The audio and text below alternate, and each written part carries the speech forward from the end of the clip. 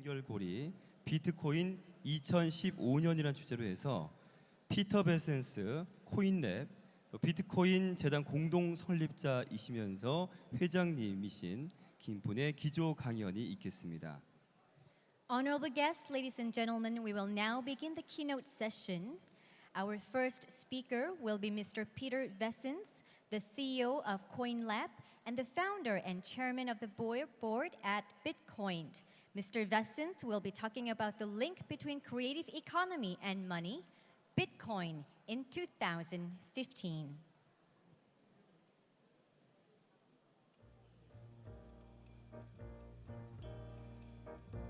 기조 강연을 위해서 연단에 올라오시면 여러분 큰 박수로 환영해 주시면 감사하겠습니다.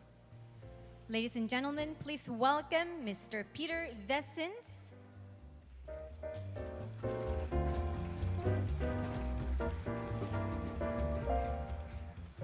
Hello, thank you. I wanted to say a few things about Bitcoin before I give you my formal speech. Hopefully the translators are not freaking out right now. Bitcoin's a very technical topic, and I am available for companies or governments that would like to understand more about it, but I cannot give you a full understanding in a short talk. What I chose to do instead is give you a bit of historical perspective on Bitcoin, to tell you how it started, where it's going, I think, and to talk a little bit about what happens when software hits money, creating a chance for the kind of creative innovation that we're all here looking for. I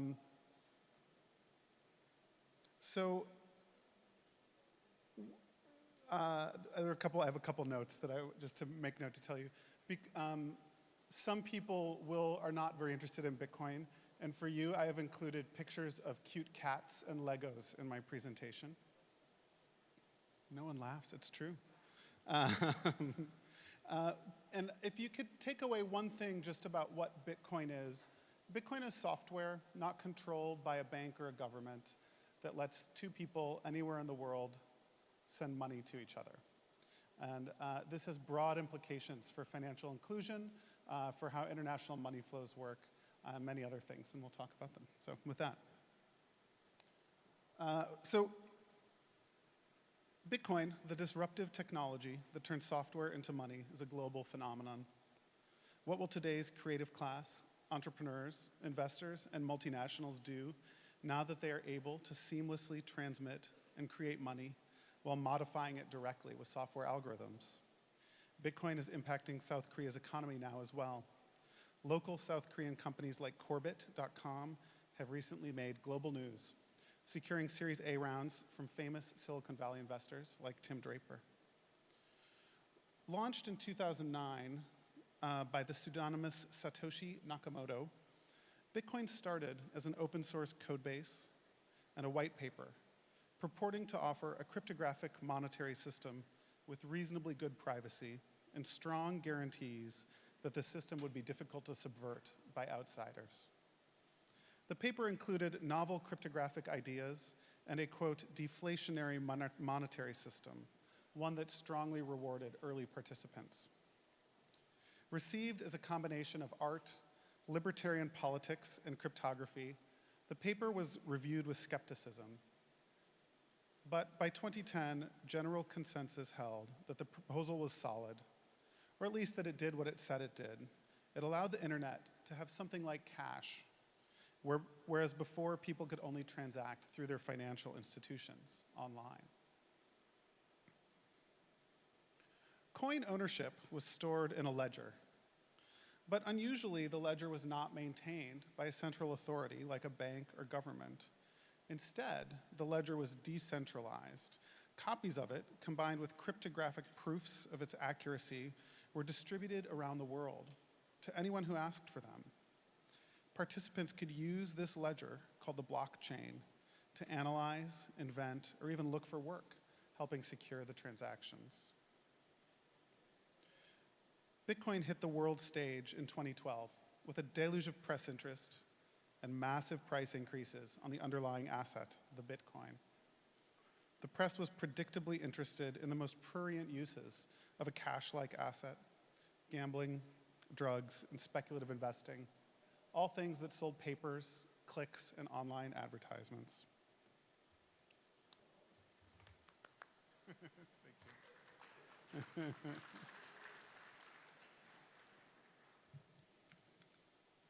In the industry itself, very interesting things were happening. An online casino launched, leveraging Bitcoin and its underlying concepts to prove fairness. Satoshi Dice allowed customers to audit gambling results post facto and determine with 100% accuracy whether they had gotten the bets that had been advertised. Combined with its accountless Bitcoin system, the first of these casinos at one point had hundreds of millions of dollars of bets a month, all coming from a single web page and software written by a single developer. That is a Bitcoin address. And that would be, if you sent money to that address, just like a wire, you would be betting that a random number would come back as less than 16,000. And you would receive four times your bet if you were correct. And this system was very, very popular. In fact, it was hard for the casino to stop people from betting. Bitcoin payments are irrevocable. Once sent, they cannot be held back or reversed. And once Satoshi Dice's betting addresses were known and published, they could not become unknown. A Bitcoin address is roughly equivalent to a Swift code and IBAN, essentially a routing portion and an account number. The top address there has been receiving bets since April 4th, 2012. Eventually, Satoshi Dice blocked US visitors from coming to their website in an apparent attempt to comply with US law for online casinos. However, the address itself is not revocable and continues to function and take bets to this day. In 2012, exchanges became popular as well, places where consumers could trade Bitcoins for US dollars and other hard or fiat currency. The most famous was Mt. Gox, a project originating in Costa Rica, but quickly relocated and sold to a Japanese business, T-Ban. As Mt. Gox prices for coins increased, here we see that original trades on Mt. Gox were in the 0.5 cent range, and then they peaked up at that was an intraday high. They peaked at more like $16 in 2012. More and more businesses and innovations were introduced. As a side note, some of the worst trades in my life were when I sold most of my coins right there. It was a terrible moment.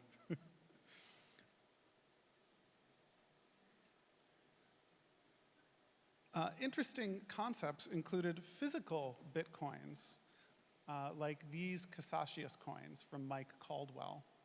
And this is a picture of an actual coin.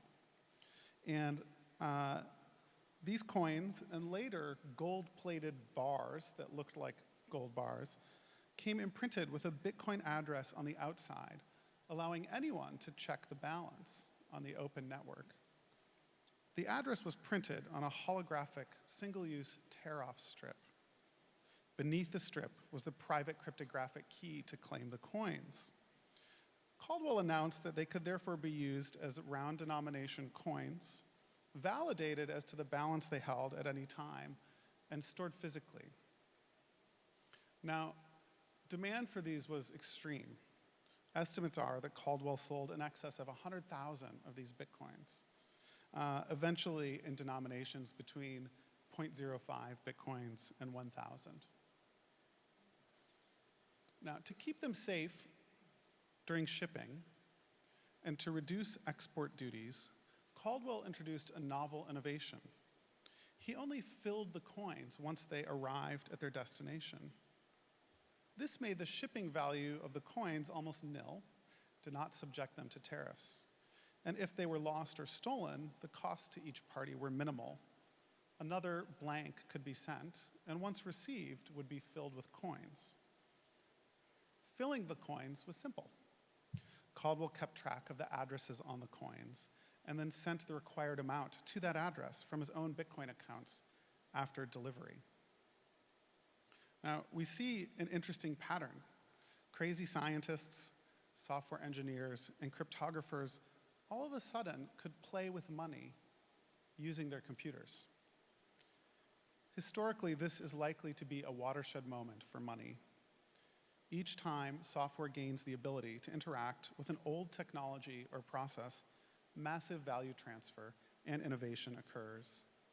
Think of Skype and original telephone companies, Airbnb and the hospitality industry, eBay and local stores, the accounting industry, the postal system and email, publishing, advertising, and I believe now money is in this category. Caldwell and Satoshi Dice have something in common as well. They create philosophical questions that we don't have clear answers to. In the case of Satoshi Dice, where did the gambling occur? Now, this is not a trivial question. In some jurisdictions, it is illegal not just for an online casino to take a bet, but for consumers to make a bet. If a Bitcoin address is sent to a Satoshi, if a Bitcoin is sent to a Satoshi Dice address and coins are returned, did gambling occur? Where did it occur? And fundamentally, the locus of a Bitcoin and a Bitcoin transaction is a matter of philosophy. And until we have national or international laws saying otherwise, these are things you might discuss over drinks with your friends. Similarly, did Mike Caldwell run a money transmission business per US or international law by selling these fungible coins with embedded Bitcoins in them? A sympathetic view says no. Customers sent him digital coins, and he returned most of them and a physical product. This is not traditionally money transmission. However, in November 2013, after receiving cease and desist letters, Mike Caldwell stopped selling the coins filled. He just sells them blank now and allows his customers to fill them as they choose. This kind of play in and out of existing regulations, in and out of existing even knowledge constructs that we have about how things work, this kind of tinkering sets free new ideas. And it is often how innovation happens. We match technology with previously unconsidered venues for growth. At the same time, it can raise troubling questions, philosophical, legal, and practical. Imagine a 16-year-old Chinese developer could start a bank or a foreign exchange platform with just a little bit of coding work. That should give us pause while we consider the things that might work differently in such a world. In fact, exactly this happened in 2011. This Chinese teenager, Zhou Tong, wrote Bitcoinica.com, a forex trading platform. It offered leveraged trades, dollars for bitcoins. He used modern web technologies and eschewed all banking using only digital currencies. The initial product launched after roughly 2 weeks of coding. It looked like this. Bitcoinica's results were in some ways predictable. Massive growth, massive security vulnerabilities, and a cloudy end with tens of thousands of Bitcoins still locked up in multiple layers of bankruptcy. I do have my next page. Let me just find it. There are reasons why we don't trust teenagers with millions of dollars of semi-anonymous cash. Even very good software cannot fix all of those reasons. But the sea change that such a technology brings about cannot be denied. In the early 2000s, starting a global retail foreign exchange brokerage took over $100 million in venture finance, for example, Owanda.com. Much of that cost was dealing with our current traditional money systems, banks, regulatory, difficulties with wiring, technology integrations between paper and digital systems, and so on. Bitcoin clears these frictions out of the system and allows innovators to build things related to money in the way that they want to, without seeking permission from existing stakeholders. The speed and innovation benefits are undeniable and inevitable. Predictably, this has intrigued many and frightened some. The European Central Bank opined in October of 2012 that Bitcoin could decrease people's interest in or even trust in the euro, since it came with a strong cap on inflation. I'll explain the inflation promise now. Bitcoin makes a fairly strong promise embedded in the software about inflation. It promises to release only 50 coins every 10 minutes for the first 4 years of its existence. That comes to 7,200 coins a day. Then 25 coins every 10 minutes for 4 years, 3,600 per day. Then 12.5 per 10 minutes for the following 4 years, and so on, halving the amount for each successive 4-year period. Under this scheme, 21 million coins will be released, the final in about the year 2130. But the vast majority will be released in the first 12 years. This issuance scheme is called deflationary by its proponents and is considered a critical element of the technology by most Bitcoiners, especially the libertarians. So back to Bitcoin, the inherent risks. Innovators don't seem to mind the risks. And by 2011, they had expanded the ideas of Bitcoin into distributed stock and bond markets. By 2012, there were extensions to the Bitcoin proposal that allowed smart objects, objects that could assess information about themselves with high certainty while not needing a central authority to rely on. The distributed stock market proposals generally work as follows. Tiny fractions of a Bitcoin are issued to people. So from here out. These are called tokens, or sometimes satoshis, after the founder of Bitcoin. These tokens are considered to represent a share of stock, but like all Bitcoins, they can be sent to any Bitcoin address. And like all Bitcoins, the owner's address of that token is known at all times. Combining the knowledge of the owner's address with the Bitcoin payment network, stocks can be issued, bought, sold, or dividended to without any need for a centralized ledger or identity system. Bonds can be similarly issued.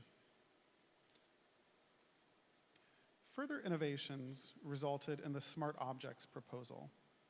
Because software is used to determine ownership from a decentralized ledger, software attached to objects can itself a priori determine who owns or controls it. Attaching cryptographic controls to physical objects allows yet another wave of innovation.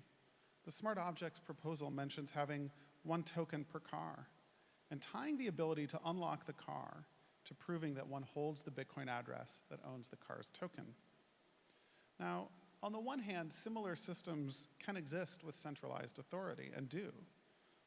But there's a significant difference between an object asking a central authority, should I unlock, and an object engaging with a decentralized system to answer the question, who owns me now that I may decide if I should unlock?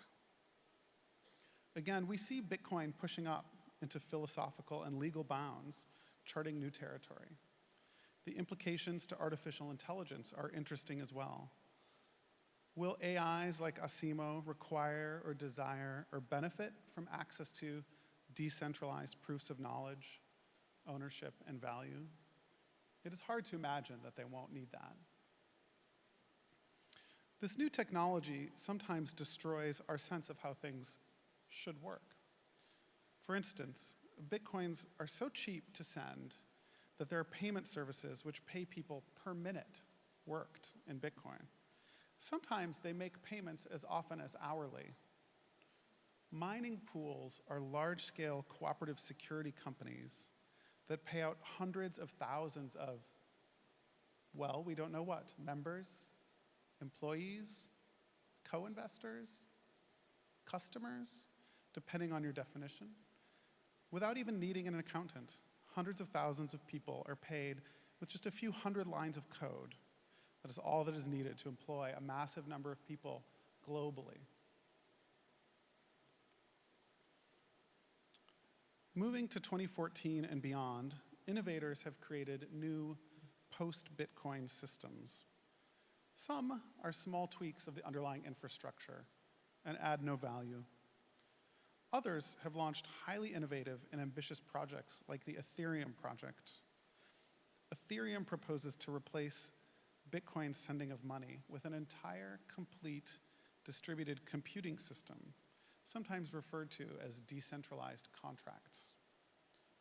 Decentralized contracts allow much more sophisticated cryptographic money promise systems to be made.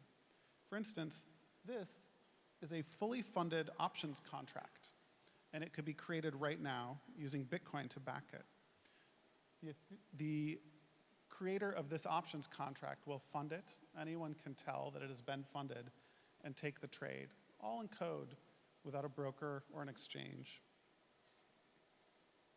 There are also solutions which try and accrete onto Bitcoin. Early systems like Mastercoin and NXT embedded software into the blockchain in a sort of inception-like nesting that quickly becomes difficult to understand. Later proposals, like the sidechains paper, aim to allow new innovators flexibility while they keep the market liquidity and security benefits of Bitcoin. At the same time, massive global press, mixed positive and negative, has combined with major investor interest to push Bitcoin prices up to a peak of over $1,000 per coin at the end of 2013. So you'll see, do you remember how we saw that spike and then the crash? It doesn't even show on this graph, right? And my sales way out here somewhere where I sold my coins. Since then, the price has dropped to the mid-300s amid massive market volatility. Unlinking money from our physical system and its traditional controls brings with it a host of interesting questions, from philosophical to legal to practical. This brave new world is just beginning. It will continue to gather highly creative innovators in South Korea and abroad over the next decade. This is a company, Corebit.com, which I mentioned. It's in Seoul. Samsung is also a company that is benefiting from Bitcoin and its foundries. Now, I've left a lot of time for questions because people often have them when I speak. But I will say, if we have a little time left over, I would like to give someone some money. So maybe we could have some questions, and then, if possible, I'll give somebody some cash right on stage. Are you guys prepared to take questions? No? If not, I'm happy to just call on them and answer them. Everyone, should we do money first while you think of questions? Yeah. The happy industry, where there is the next time there is more just like bankrupts, just like in Japan. How do you think? And once more in Korea, our country. Yeah, so I think that Bitcoin right now is a bit like the internet in 1994. A lot of interesting promise, some excitement. There probably will continue to be good companies and bad ones in the space for some time. Overall, though, there will be good ones. I think Korea is well situated to take advantage of Bitcoin and to innovate with Bitcoin. A big part of the Bitcoin infrastructure is built with custom silicon, and such sophisticated silicon that it's only really made a few places in the world: Taiwan, America, and Korea. So these are major markets for Bitcoin mining. Korea is also known for its software and also for how connected its people are on the internet. So I think those are all good signs for Korean innovation in Bitcoin. Yeah. Well, Peter, I'm N.K. Goyal from India. It's a real honor to see you here because we have been hearing about you. Thank you. So first, my compliments to organizers for bringing you here. I have two small things. How do you get the idea of Bitcoin when you started the day one? Something new, something innovative. Second thing, in this world where everything is subjected to cyber thefts and I'm sorry, I cyber- can't hear you. Can you, thanks. Okay, I'm sorry. That's great, thanks. I'm N.K. Goyal from India. I represent association called CMAI, which is supposed to be largest with 48,000 members. My first was a compliment, organizers, for bringing you here because we have been hearing for you for so many years now. Two small things. One was, how do you got the idea of this Bitcoin when you started long back? What made you to feel for this?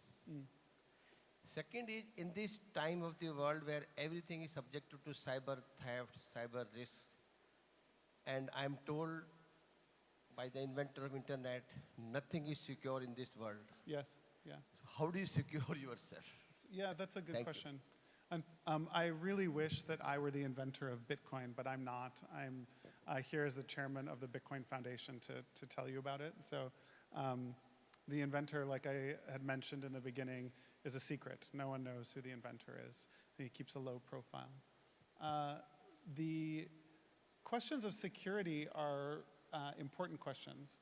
And I would actually expand the question for a little bit to say, if you think about inside your organizations, most of us don't know whether or not our own data has been read or compromised or modified, right? This is a very hard problem. Bitcoin provides what we might say in computer science, like strong theoretical security. So the cryptography behind it is considered very solid. Now, we can also look at its practical security. To this date, there have been no successful attacks on the security of the system. Now, businesses might go under, people might lose their files or their data or cheat or steal like in any business. But currently, if someone could compromise that, they would have access to $4 to $8 billion of value, and we don't see that compromise happening. So far, at least, we believe it's secure. Yeah.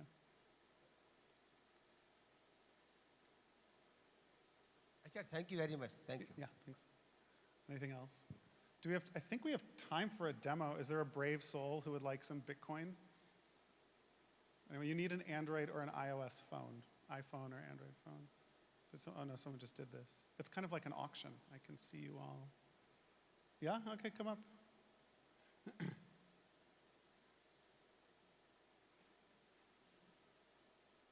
We'll see if the cameras can see what happens or not, but he'll at least be able to tell you. Come on up.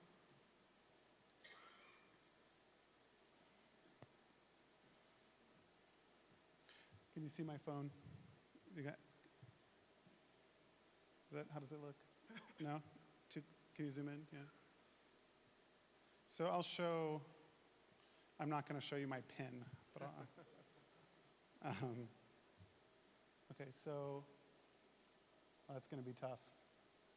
We're getting there. Do you want me to darken the screen?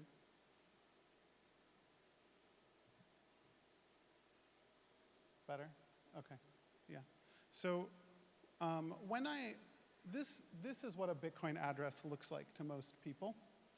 And it's a QR code, yeah, and it encodes the address itself. So what we're going to do, we'll set him up with a Bitcoin wallet. You'll not need to put any identity information in. And then I will actually pay you by scanning the screen. Okay. So then we can see it happen, yeah. So let's go get you set up. Yeah. So go to the Play Store, Google Play. I'll narrate what we're doing. He's downloading an open source wallet. I think we'll use one from a company called Blockchain. So if you search for Blockchain.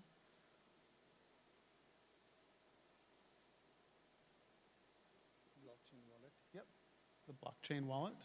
Yeah, Yep, go ahead and do that. so he's just downloading this.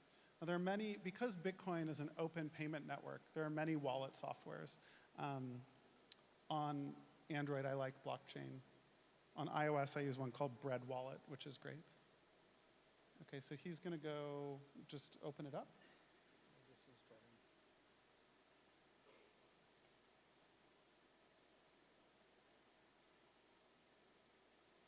He's still waiting for the install.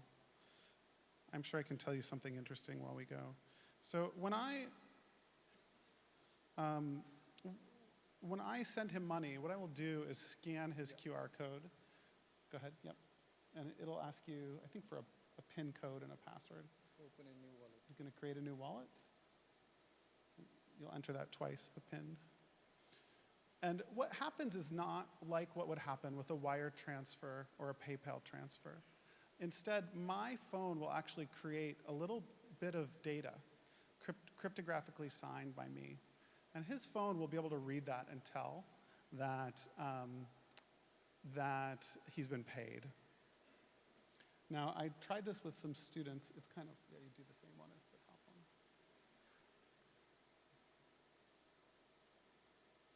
I tried this with some students yesterday, and they had to wait a few minutes. So I'm truly testing the demo gods. You can do these later. All right, so if you click receive. Okay, so let's hold that up to the camera. So if you hold it up here. Okay, so I'm going to send.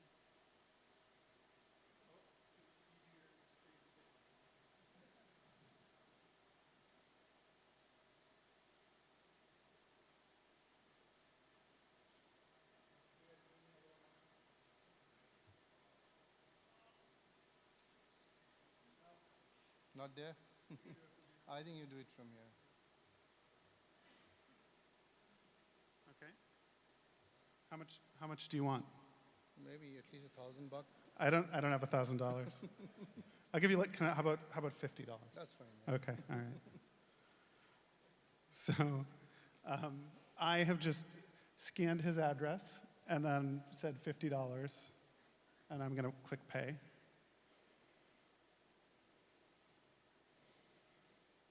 Okay, I've sent it. Yeah. I received it. Oh, he's got it already. Yeah. Yeah, bravo. Do you want to show? Yeah. Yeah. Oh, nice. It's the easiest $50 ever. Yeah. And so, yeah, thank you. Thank you very much. Thanks. So what's amazing about what I just did is that I could do it over the internet. I could do it anywhere in the world. I can actually pay him again later if I want, although we'll see if I have any need to do that. And he could pay me back. So he's now got some digital money just from installing this software. And I think that is remarkable. I think that is something incredible. And I'm excited to see what innovators, like the many entrepreneurs, CEOs in this room, all through Korea and other places around the world, do with it. Thank you very much.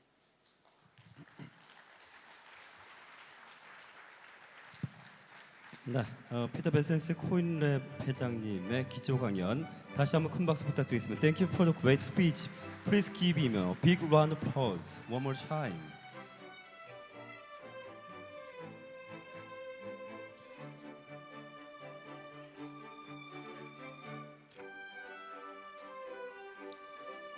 다음은 두 번째 기조 강연인데요. 지금부터 4세대 혁신 협력자로서의 기술과 사회적 정의라는 주제로 리차드 레보 미국 블룸필드 대학 총장님의 기조 강연이 있겠습니다. Now we will have the second keynote speech from Professor Richard Levao, the president of Bloomfield College in USA. He will talk about innovation 4.0 technology and social justice as partners. 큰 박수 부탁드리겠습니다.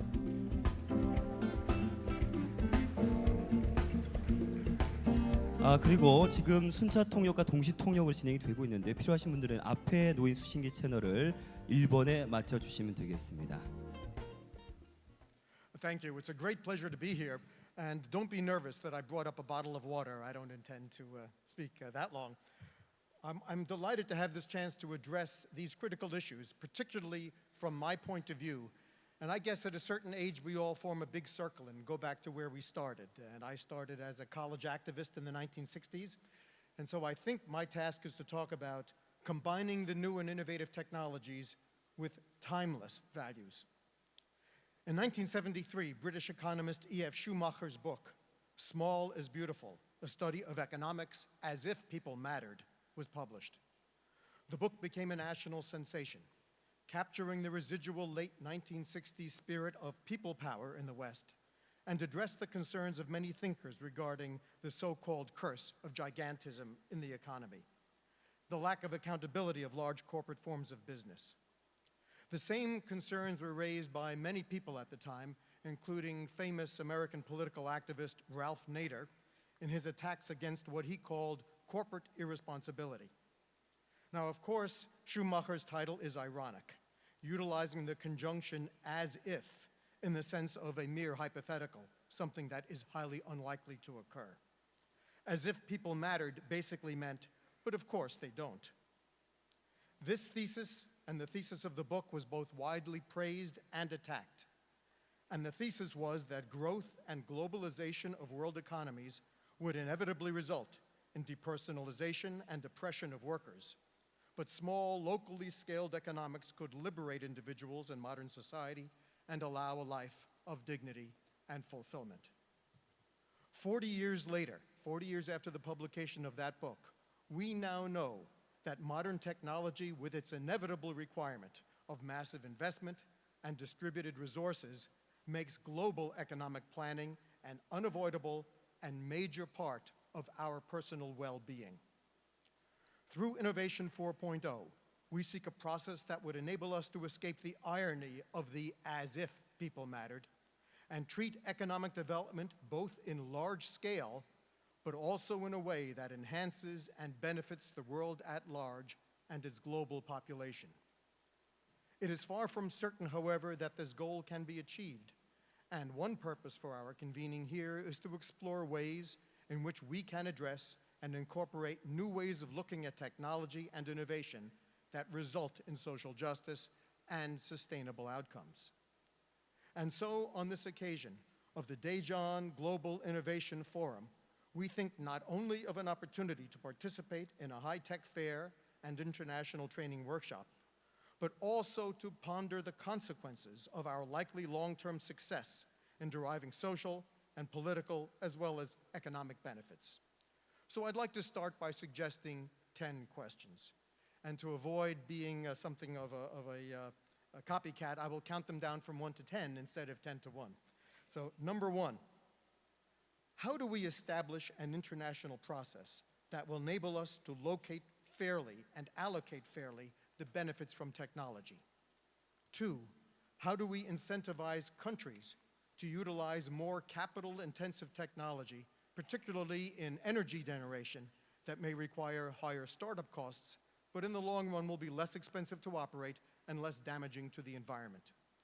3, how do we build an international system that is based on fair dealing, including fair pricing of raw materials, given unequal bargaining power, the legacy of colonialism and imperialism, as well as regional domination of some sovereign states by others? 4, with growing evidence that new high-technology economies are accelerating the concentration of wealth to a small elites, how do higher education institutions ethically participate, given those institutions' commitment to a more egalitarian social outcome, particularly when those very technological innovations may have the opposite result? 5, how do we protect the nations that are induced to provide disposal sites for both new technology and traditional hazardous wastes by exploiting their need for even modest payment, wastes which may well jeopardize the well-being of their people, infrastructure, and governance? 6, how do we assure proper training and education to facilitate upward mobility to all peoples, irrespective of nationality, gender, or ethnicity? 7, given what I've said in number 6, but how do we contend with dramatically different social and religious beliefs that may feel threatened or challenged by egalitarian goals and notions, indeed, even as a new form of cultural imperialism? 8, how do we establish a system of incentives and disincentives to coordinate the conduct of the world's approximately 200 sovereign nations, some 193 of which are members of the United Nations. 9, if we establish a global process with sufficient authority and power to incentivize the reforms of Innovation 4.0, how do we control the threat potentially posed by the aggregation of such power in an effective and efficient international regime? We are mindful of the admonition of 19th century British historian Lord Acton that, quote, power tends to corrupt, and absolute power tends to corrupt absolutely. Great men are almost always bad men, close quote. And number 10, when inevitable disputes arise from the exercise of power, what system of review, adjudication, conciliation, or mediation is acceptable, if any? How are judgments of that process to be enforced? These and many other questions are going to be occurring to us, not only over the next few days, but over the next 10, 20, 30 years. We have a long human history behind us, and God willing, we have a long human history in front of us. The theme of the new or fourth industrial revolution has its echoes around the world in other forms. For example, we note the German government's project with respect to a high-tech strategy known as Industry 4.0, which is striving toward the goal of the smart factory, but is also concerned with socio-economic impact. We see, quote, 4.0 thinking, close quote, within private industries such as Siemens, which announced the rise of the digital factory and the intelligent makeover of manufacturing. GE in the United States is working on the industrial internet to link industrial innovation with modern, highly intelligent computer networks. Also in the United States, an initiative known as the Smart Manufacturing Leadership Coalition is not only applying or seeking to incorporate the latest developments in smart manufacturing, but also includes representatives of municipalities, government agencies, and independent laboratories. Frankly, it remains to be seen how universally the concerns of social justice will be incorporated into any of these discussions. And if incorporated, if there will be any meaningful strategies of evaluation, standard setting, enforcement, and due process to be implemented in a timely way, so that the impacts of the new industrial revolution and innovation can be directed and controlled to prevent damage, such as environmental impacts, rather than relying on such systems to address damage after the fact, thereby repeating the sorry history of global pollution and natural resource contamination, which is so much a part of our planet's current crisis. These crises include hazardous waste, climate change, air pollution, contamination of drinking water supplies, profligate use of both non-renewable resources and failure to replace renewable resources, and the like. Of one thing we can be certain: irrespective of the development of new controls and new frames of reference, and even the need to discover a new vocabulary to describe these problems, we are still basically the same human animals we have been for the last hundreds of thousands of years, and frankly, our track record is not very good. The implications of the increasing interactivity and connectivity of manufacturing and industrial pollution also relies on developments in data handling, processing, and evaluation. Not surprisingly, the Microsoft Corporation has also been an active participant, questioning and sponsoring the Manufacturing Innovation Summit held in Stuttgart during February of this year. Microsoft stated in anticipation of the conference, quote, "We all know that the trends of big data, cloud computing, social media, and mobile computing are going to impact business. But what we often need are some concrete examples and dialogue about how these trends will shape the way that manufacturers innovate, perform, and grow," close quote. The Manufacturing Innovation Summit hosted by Microsoft explored, quote, Industry 4.0, a strategic initiative and platform for the fourth industrial revolution that encompasses trends including big data and the Internet of Things, IoT, known as Industry 4.0 in Germany. The initiative is a collaboration between the German government, industry, and academics, close quote. Innovation 4.0 is clearly with us whether we plan it or not. Government, industry, laboratories, universities, and all the like are involved. But what of our larger responsibility to be certain that our future is not one that is regimented in a way that degrades the condition of humanity, reduces its opportunity for personal choice and satisfaction, and jeopardizes its well-being and very social structure. Let us turn our attention to the most obvious form of responsible stewardship, prevention of significant environmental degradation. This is not a new concept. International agreements in the field of international protection already exist, but only in specific areas.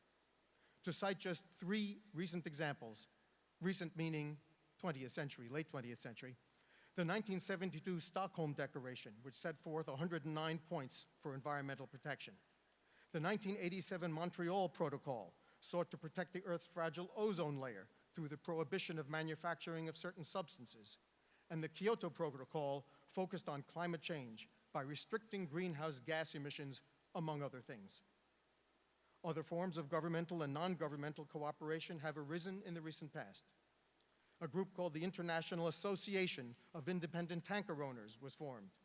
The International Convention for the Prevention of Pollution from Ships, also called MARPOL, particularly MARPOL Amendment 5. The International Convention on Civil Liability for Oil Pollution Damage. The International Convention on Standards of Training Certification and Watchkeeping for Seafarers. The International Convention on the Establishment of an International Fund for Compensation for Oil Pollution Damage, and others as well. But not all of these collaborations are as innocent as they sound. Some have been formed in order to prevent and inhibit the formation of international environmental control standards. For example, the International Association of Independent Tanker Owners attacked Washington State's efforts, and that's one of the states in the United States, its efforts to impose new safety regulations after the Exxon Valdez disaster, and argued that the state of Washington, under American law, could not exceed the requirements that were set by the federal government in Washington, D.C. But some of the international agreements have been used by individual sovereignties to enforce environmental laws. For example, MARPOL Part 5, under a relevant section, restricts the discharge of garbage and other substances into the ocean from ships. Under the provisions of that international agreement, the United States Coast Guard now uses international law to prosecute and regulate ocean dumping from ships within the American jurisdiction. The MARPOL Convention was adopted on November 2, 1973 by the International Maritime Organization, and a critical amendment, Protocol 5 of 1978, was adopted in response to a number of tanker accidents that occurred from 1976 to 1977. It covers pollution from both accidental causes and from discharges in routine operations. The International Convention on Civil Liability for Oil Pollution Damage, which became effective in 1975, establishes strict liability for tankers carrying oil, and the International Convention on the Establishment of an International Fund, the title I've given you in full just a minute ago, creates compensation for oil spills financed by the assessments on cargo. And I mention these only by way of example. As we look at our precious resources and the urgency of protecting the environment, we are confronted with alternative strategies for control. Traditionally, environmental regulations were command and control, which involve the establishment of environmental standards, usually expressed through limits in government issues and enforced permits, provisions for liability and penalties for noncompliance, including strict penalties for failure to monitor and report accurately as may be required. This is a way to shift the burden of enforcement to the permit holders and restrict the growth of bureaucracy by imposing punishing sanctions for failure to self-enforce. Another approach is through the use of economic incentives, which have become a significant and troubling political issue in the United States, called cap and trade. In other words, market-based programs, which in the United States have been applied to reduce harmful air emissions and discharge of contaminated wastewater. These remain extremely controversial, as it is sometimes denounced as a license to pollute and is subject to attack by both business and environmental interests for different reasons. And interestingly, it reminds me of the Bitcoin we just heard, that when you buy credits toward pollution or you acquire credits in order to pollute, is very similar to dealing in these inchoate methods and measurements of value. Another major concern of environmental regulation we confront under a new international regime is the treatment, storage, and disposal of hazardous waste, to which I referred above. The deplorable practice in the marketplace of advanced industrialized economies locating cheap storage and disposal facilities in the third world is one that simply must end. In 1989, the Basel Convention on the Control of Transboundary Movements of Hazardous Waste and Their Disposal, usually referred to as the Basel Convention, was opened for signature on March 2, 1989, and entered into force in May 5, 1992. As of February, 180 states and the European Union have signed the convention, and I'm sorry to say that among the states not ratifying the convention was the United States of America.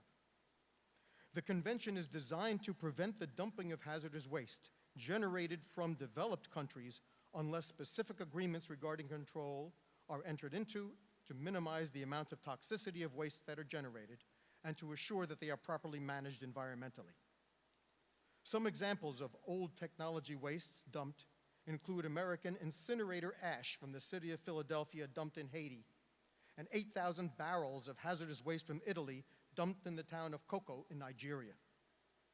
But a new technologically advanced economy produces new forms of toxic waste, including electronic waste or e-waste, which contain many hazardous substances. The new industry and the new economy is not necessarily a clean one. Basel did at first not prohibit the disposal of hazardous waste in less developed countries or restrict the shipment, but only required a specific consent be obtained from the receiving nation. Less developed nations, apparently desperate for cash, allow mountains of hazardous garbage to be located and staged on their soil where access to that waste is barely controlled. Recent documentary television programs shown in the United States have portrayed young children, some barely beyond toddler age, playing on hazardous waste dumps filled with outdated personal computers, televisions, and other dangerous wastes. A more recent ban amendment to Basel has been ratified by the European Union, but many nations do not subscribe to it and continue to ship or accept the wastes. Overwhelmingly, hazardous waste is generated by the most advanced and wealthy countries. The poorest nations receive the waste. Only last month, a coalition of local and international environmental groups protested what they claim is toxic waste from Canada being accepted for disposal in the Philippines, allegedly in violation of Basel, however receiving false certifications that the waste contained no hazardous constituents. In the United States itself, a comprehensive set of regulations controls domestic treatment, storage, and disposal of hazardous wastes under a federal law called RCRA, the Resource Conservation and Recovery Act. When it comes to American soil, this law had a major transformative effect on the handling of waste. It evaluates the hazardous waste stream or any substance that is inherently waste-like to determine whether it is a product being held for reclamation and recycling or actually waste under disguise. This will be an important part of Innovation 4.0 controls in that, as we move forward, we will have increasing technological opportunities to recycle certain hazardous substances, and their proper characterization for recycling on the one hand or for treatment and disposal on the other is a critical first step for protection. Storage under RCRA is also strictly controlled, including facilities at which substances are handled under American law called TSD facilities. Another one of the innovations of RCRA is a close oversight of the operating facilities through command and controlled regulation.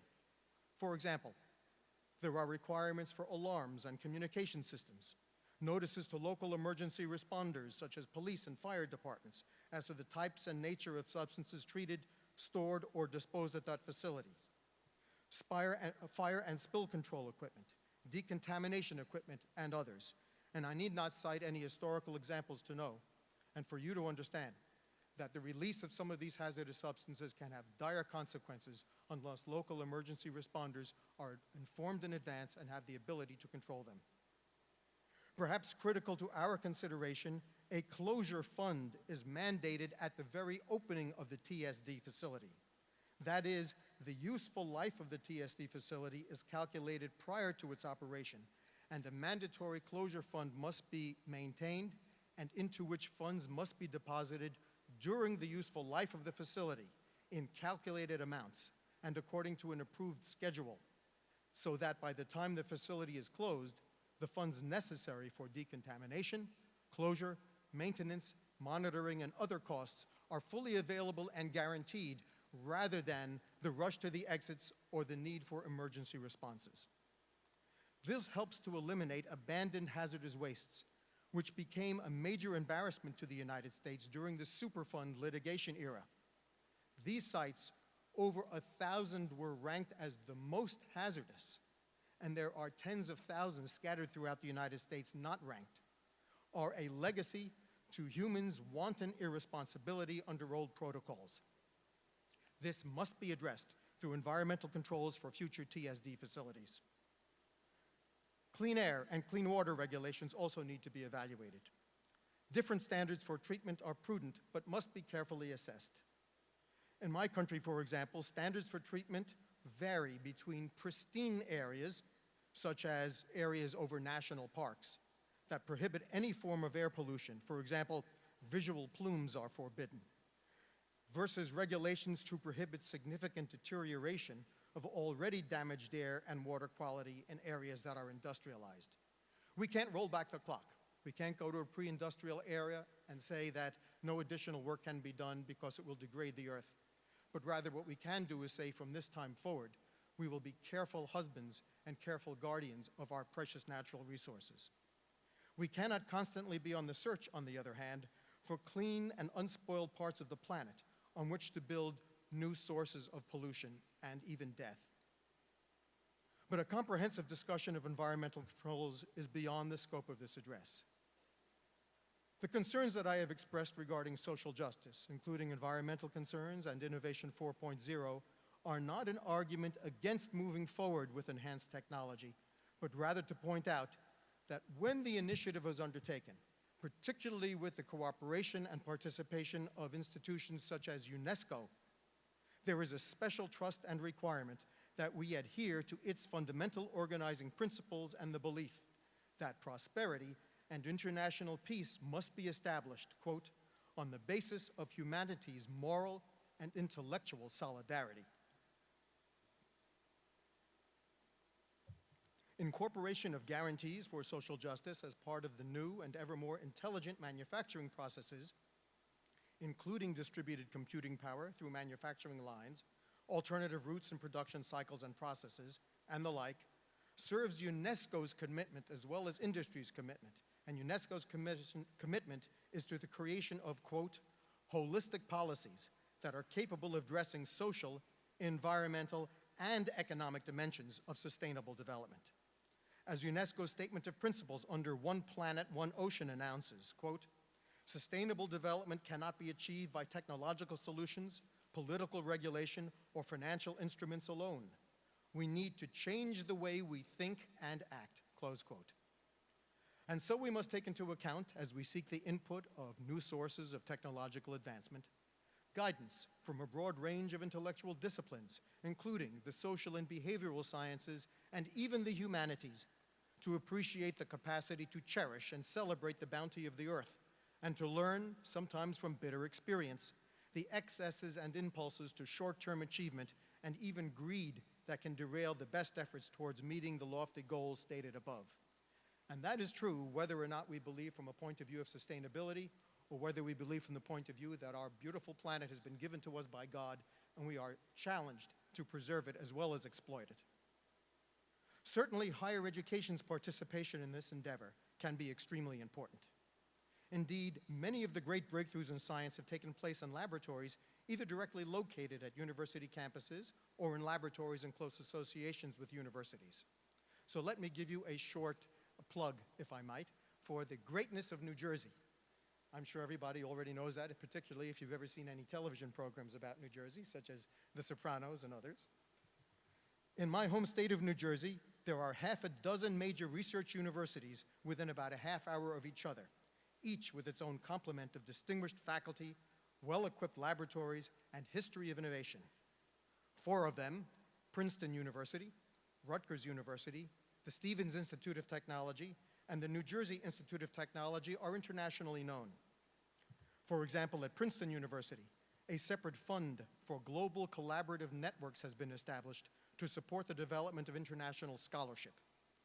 Research is being done and grants already awarded for studies of infectious disease epidemiology, tropical field epidemiology and policy analysis, and the analysis of social environmental systems.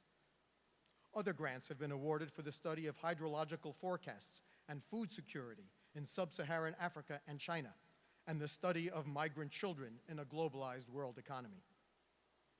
At Rutgers University, where I had the honor to serve as chair of the governing boards, this 65,000 student state university has established a separate office on research and economic development, which provides services leading to economic development worldwide. Total R&D spending at Rutgers topped $744 million in fiscal year 2013. Rutgers is also a top-ranked institution in funding chemistry research and development. Rutgers has also established an Office of Research and Economic Development, which provides a one-stop shop for industry, including its own separate business portal website to assist business to collaborate with Rutgers research development. Rutgers boasts a long-standing business partnership with several centers: the Wireless Information Network Laboratory, WinLab, which has 20 corporate sponsors and research partners; the Engineering Research Center for Structured Organic Particulate Systems, which works closely with major pharmaceutical companies; and the Infinite Biologics Institute, which last year opened a new extension for its Genomics Technology Center. By way of background, the Rutgers Infinite Biologics Center contains the world's largest university-based biorepository, conducting research into the genomics of disease such as schizophrenia, diabetes, and Alzheimer's. And in fact, only last month, Rutgers announced a potentially major breakthrough in the treatment of type 2 diabetes. At the New Jersey Institute of Technology, more than $75 million in research programs are funded annually. Its wide-ranging research areas include research into construction materials, electronic semiconductors, fullerenes, life sciences, manufacturing, membrane studies, telecommunications, and wireless research. Rutgers and NJIT are both aggressive in reaching out to businesses and seek not only partnerships for basic research, but applied research as well, particularly with respect to partnerships that are mutually beneficial and innovative. At the Stevens Institute of Technology, a private university in New Jersey, a multi-scale science, engineering, and technology research initiative is implementing nanotechnology-enabled solutions, which are focused on solving real-world technical problems, areas that are part of Stevens' nanotechnology and multi-scale systems research. This includes cell-to-cell and cell-to-material interactions, chemical and biological microsystems, controlled drug release and regenerative medicine, control of quantum systems and nanophotonic sensing and imaging. Stevens is acculturating its entire research faculty to the concept of entrepreneurship and is transforming the traditional technology transfer process for the institution. It has created a separate office headed by a director of technology commercialization dedicated to the practical application in its areas of research. Also in non-research undergraduate four-year higher institutions, such as Bloomfield College, where I serve as president, students specialize in areas of science, technology, mathematics, and then graduate to a wide range of graduate education programs with which Bloomfield College has corresponding relationships or in employment. These daunting sets of both opportunity and problems makes us enthused, but makes us humble as we address the challenges. Let me summarize by going to another field of human endeavor, the field of music. In 1944, prominent rhythm and blues singer Louis Jordan, and some of you may be familiar with his music, some regard him as the birth of rock and roll in the United States. He wrote a popular song that was called Is You Is or Is You Ain't My Baby. And the first stanza is you is or is you ain't my baby? Maybe baby's found somebody new. Maybe baby's found somebody. Is my baby still my baby true? Performed many times by artists over the last 70 years, this song was also used by commentators and essayists in the 1960s during the backdrop of arms control discussions and test bans between the United States and the USSR. The use for the song hoped to convey the idea that the discovery of nuclear fission, which was supposed to be so empowering for the country that held the secrets, ended up being the master, ended up being the basis on which we could destroy ourselves. And the question was nuclear power.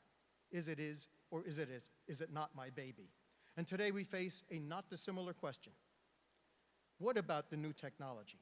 Are we the masters of the technology? Can we direct its development in a way that benefits us?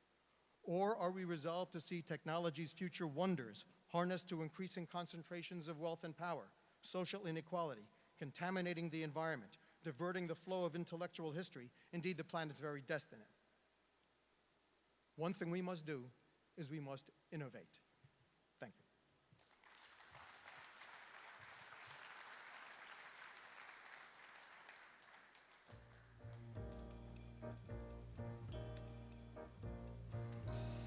네, 훌륭한 강연 잘 들었습니다. 리차드 레버 미국 블룸필드 대학 조학년님께 다시 한번 큰 박수로 부탁드리겠습니다.